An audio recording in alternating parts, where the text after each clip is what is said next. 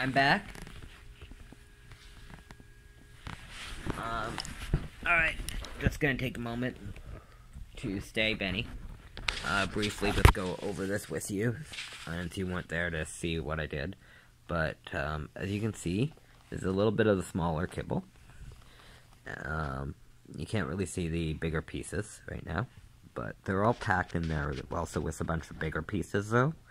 So to temper how fast the smaller pieces can come out, they're also packed in there, so some will spring out really quickly, with little force, and others are going to take a lot more work for him to get out. This one's been as packed as well as I can, without any peanut butter, so this is going to be the last one we do. So, Benny, are you ready? I know you're excited. Sit. Thank you. Good boy. Are you ready? Okay.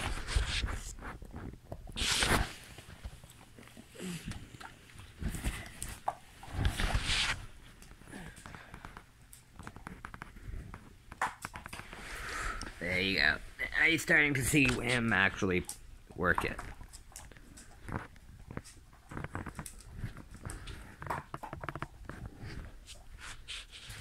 I recognize, though, that on the surface he wasn't getting enough of feedback to want to actually pick it up and throw it around.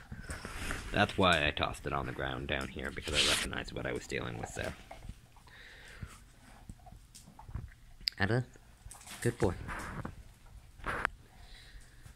And obviously make sure they have access to fresh, clean drinking water at all times. Especially when feeding dried food like this. They're going to need a lot of water to digest it, so make sure they have free access to whatever water they need.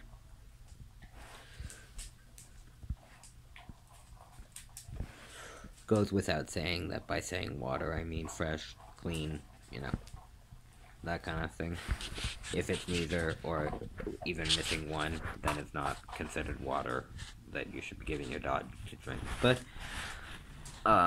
I'll leave that alone for the time being, and we'll just focus on the toy. Yeah, so, one of the things that you'll notice about this particular toy is, apart from the fact that it's a different color than you are used to seeing in the Kong series, it's actually an entirely different material.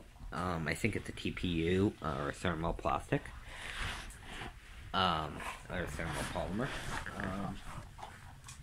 Pretty good. It's pretty durable. I mean, I have no complaints in that it has lasted as long as it's lasted. Showing no signs of deterioration. UV light hasn't bothered it. I wash them regularly without issue. They're not actually that hard to clean. If you can find the brush designed to clean Kongs with, those brushes are amazing to clean dog toys out with.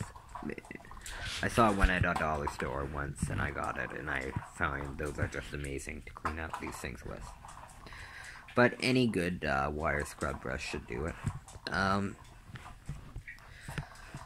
But like I said, they've been in this guy's mouth since he was a baby. He's put a lot of time into working them, and they are as good as they were pretty much on the first day when I got them.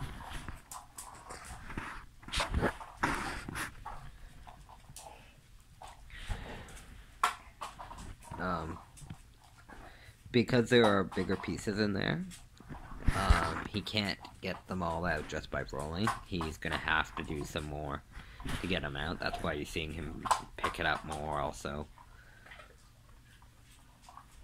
Trying to figure out how to make it release the treats.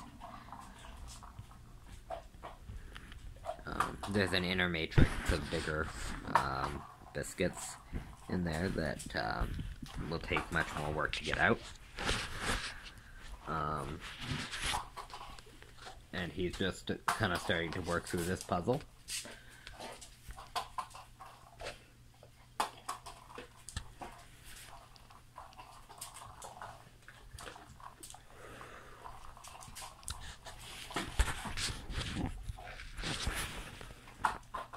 Now, this is the way the game is supposed to be played. And normally this is how we would play the game. It's only because I, one, tried to video it, and two, because I was trying to video it, I decided to try to make it last as long as possible to add some peanut butter. And then he decided to screw with it. No biggie. It's his game. He can choose how he wants to play with it, but I don't have to make it the same way every time. And I almost never do. So, there's lots of ways that you can incorporate this game into other games, whether in fetch or cat toy, by tying a rope to it, to whatever. Now, as I mentioned, these aren't nearly as durable as the traditional Kong rubber, and the dogs can totally chew pieces off of it, so definitely be vigilant and aware of that particular issue. If your dog's a destructible toy type dog, don't leave these with them unsupervised. And be aware that they, like traditional Kong rubber, are not visible on an x-ray. So if you think that there's a possibility that the dog has consumed some and they're kind of acting off, be absolutely certain to let the doctor know that there's a possibility they may have consumed some of this. So if you see them deteriorating and or the dog being able to pull pieces off, it's time for you to take them away and probably throw them out. At the minimum, supervise. If you notice any pieces missing, pay attention, be aware,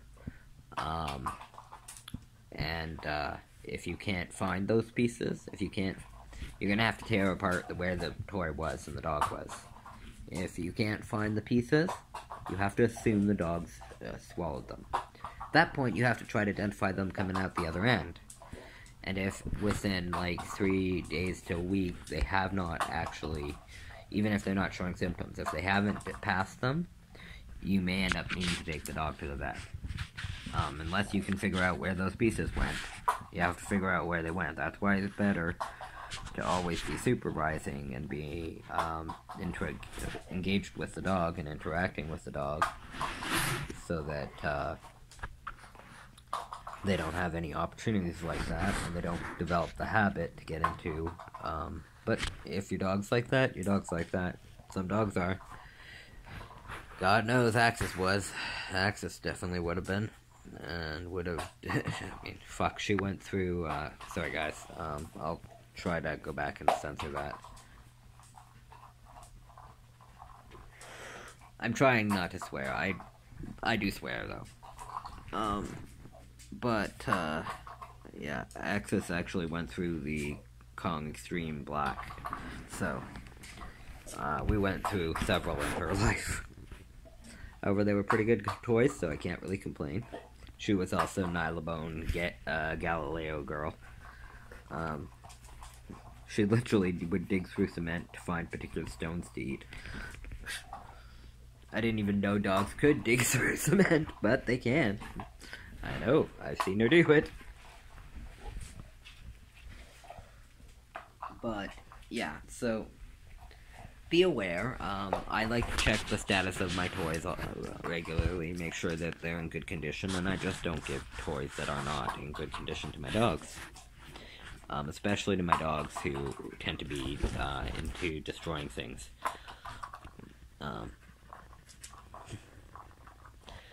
But if you're starting a new dog, or you've got a dog who already is a destroyer, you can work with them to get them away from destroying specific objects, like, for example, their toys, or specifically toys you want them not to destroy.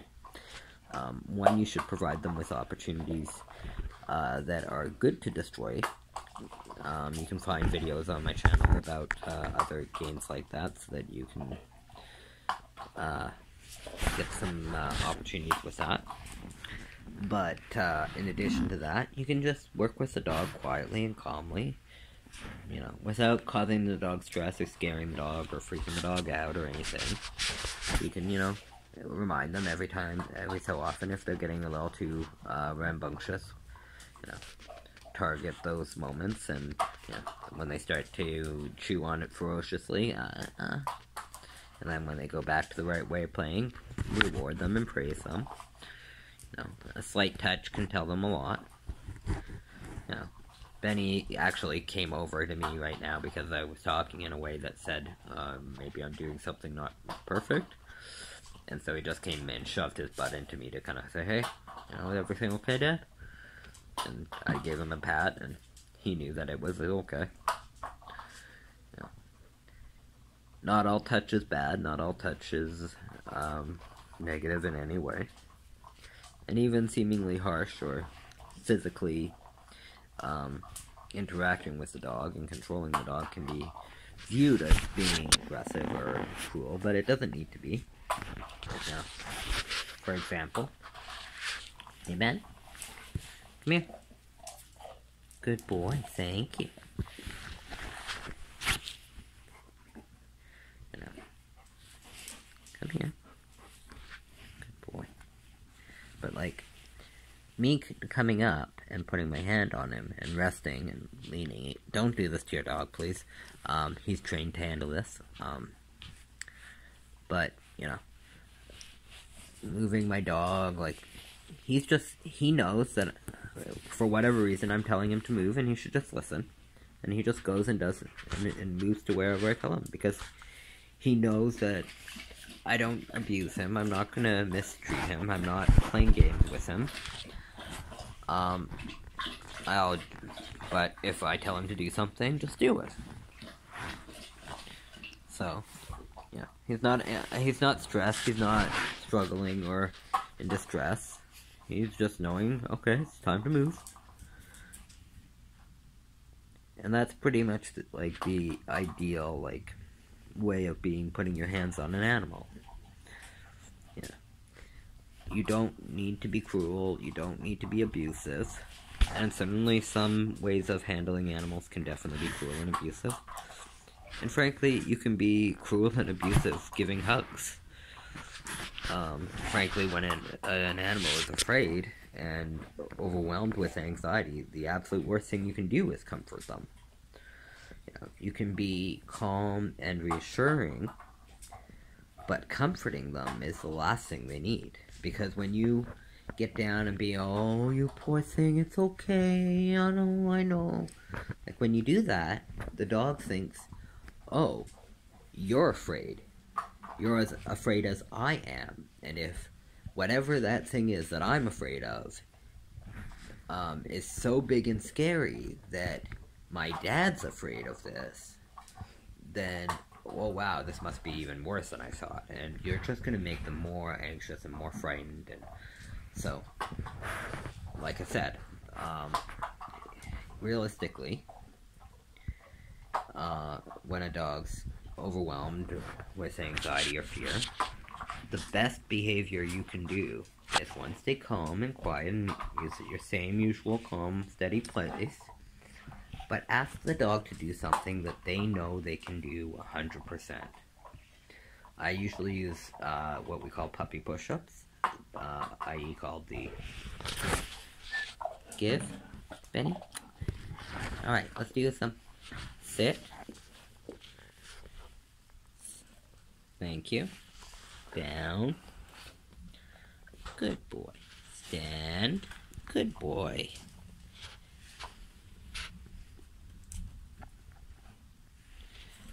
Good boy. So, this is what we call puppy push-ups.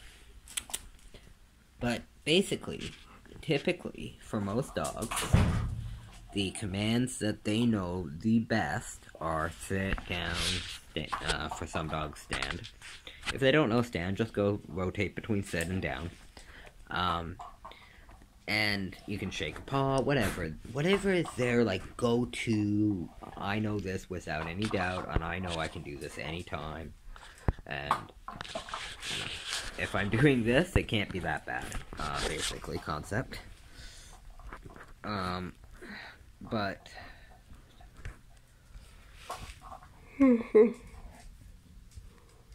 excuse me, guys, sorry. Yawning. But by doing repetitively, until they regain control and composure, you should continue doing the puppy push-ups until they regain their composure. Once they regain their composure, you can settle down with it. But inherently, when they are going through these motions, it provides them a sense of security, because one, they know what they're doing. They know they can handle that.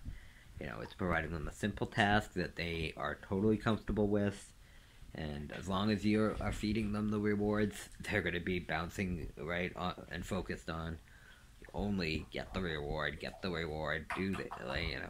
So, as long as you're sufficiently motivating them, whatever is framing them will be less important. And over time, they'll realize that, you know, if the world isn't ending, sky hasn't fallen, you know, whatever they're afraid of, it hasn't happened, they can start to have room to breathe and to regain their normal, goofy personalities. Like, for example, when Benny was younger, I think he was like about a year old at the time, we happened to be going to a random strip mall.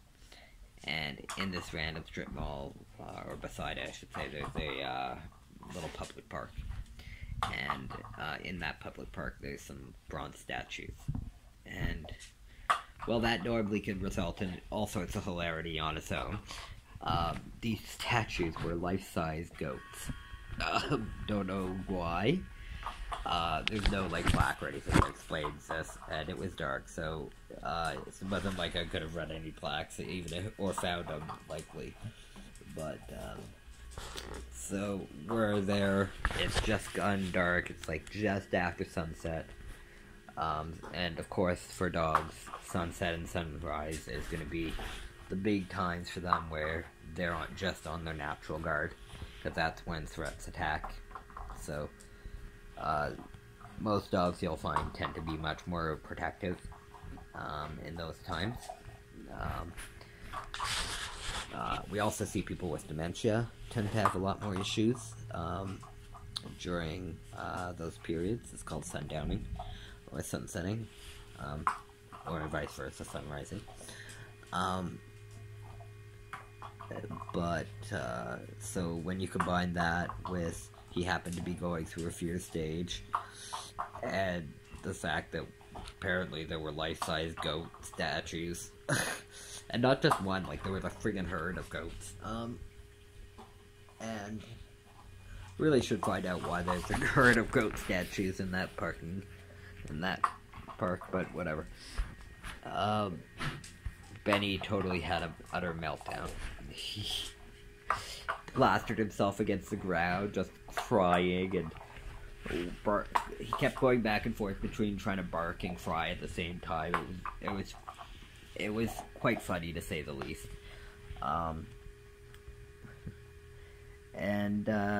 Yeah, that was quite an experience. It took him quite some time to recover his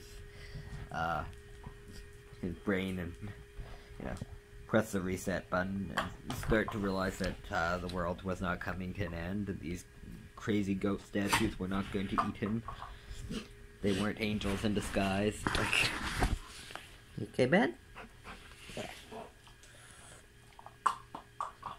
So, yeah, that was his experience with the goat statues, and he's seen them since, and he's totally fine with them.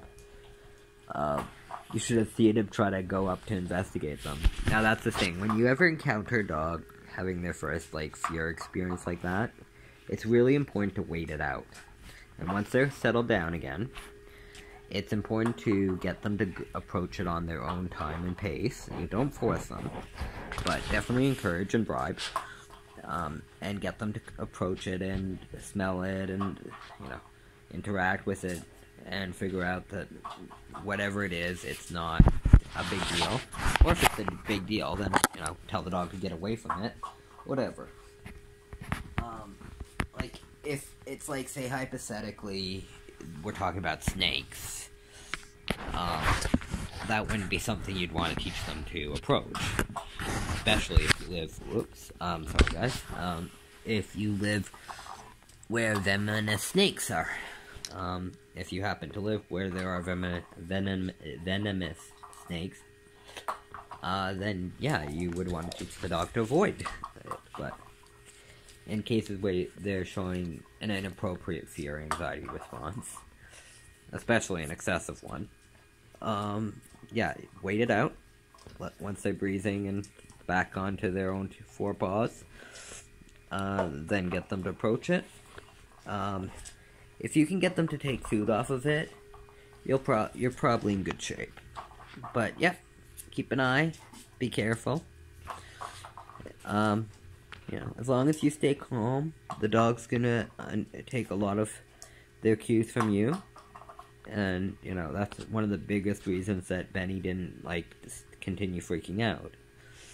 He recognized that I wasn't freaking out, so, and since the world hadn't ended, must mean that he was overreacting. You know. But if I had freaked out as well, even if it was just, oh my god, why is he freaking out, then there could have been problems. So, keep that in mind. But, and it's totally cool to use these things as rewards, when you're dealing and working with, anxiety behaviors and other, behavioral issues. They're great, for alternative to food rewards, when food rewards aren't exactly appropriate given the training or the circumstances. And they're great in addition. So, anyways, you all have a wonderful night, day. I'm tired, but my brain's not totally connected today, but anyways, you all have a wonderful day, and I'm sure I will see you around. Hey, Ben? I think he's done this, yeah. You wanna give?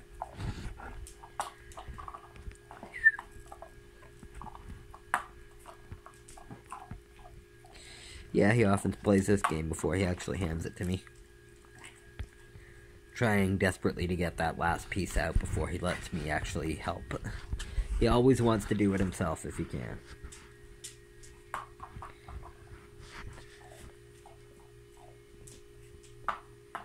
I don't hear anything rattling, but I didn't hear anything before either, so I might be missing a rattle that he's hearing. Sounds like it might be. I'm trying to wait for him to be finished this for the video to end. Just so you can see a bit of how long this puzzle can last if you pack it properly. And how it's supposed to be played as opposed to how he played it earlier. Okay, get out of there. Stop trying to bring it closer to me, man.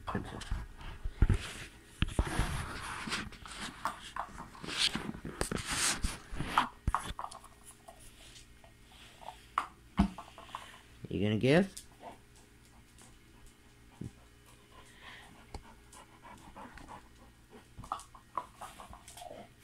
Haven't given up yet?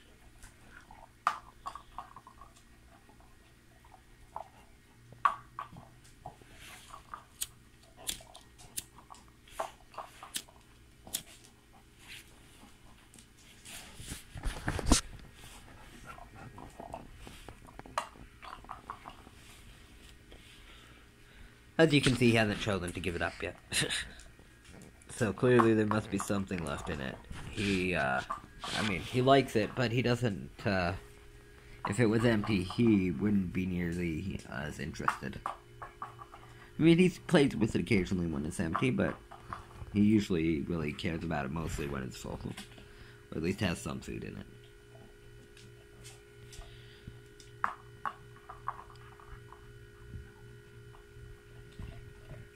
Oh, you got it? Good boy. he had just got a treat out of it. Now this is where the really hard parts of the puzzle start to come in, because you really have to, or he really has to think about it, figure out how to get it out. Good boy.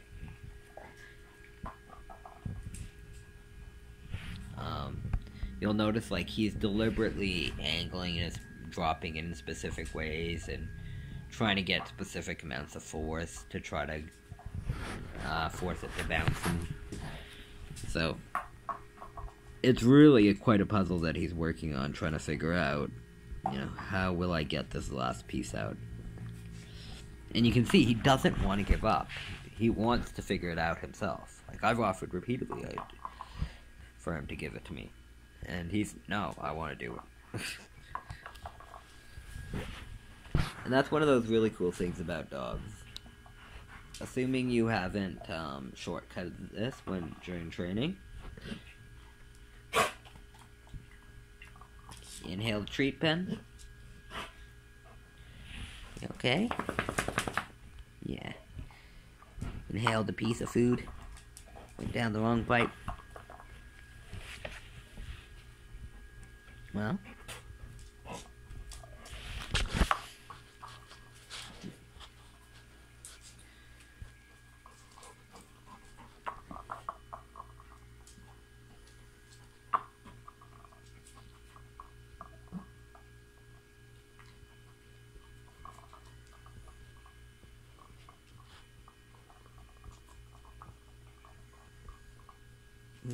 Is that good?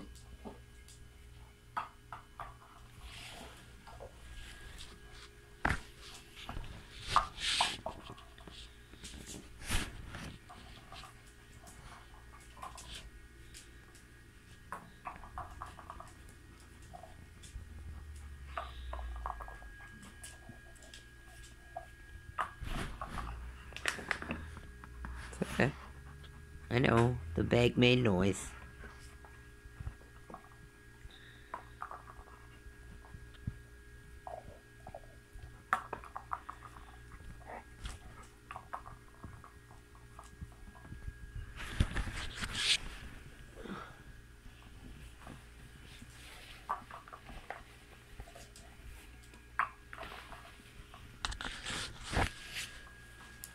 You almost done?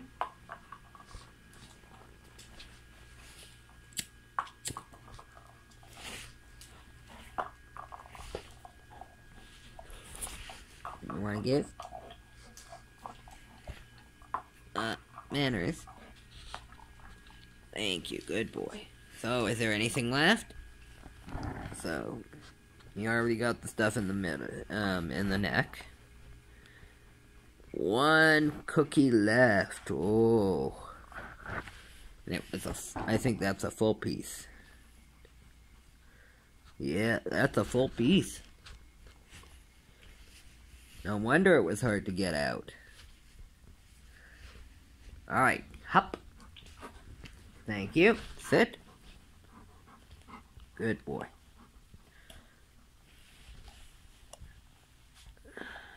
Anyways, I just decided to do an obedience work with him down.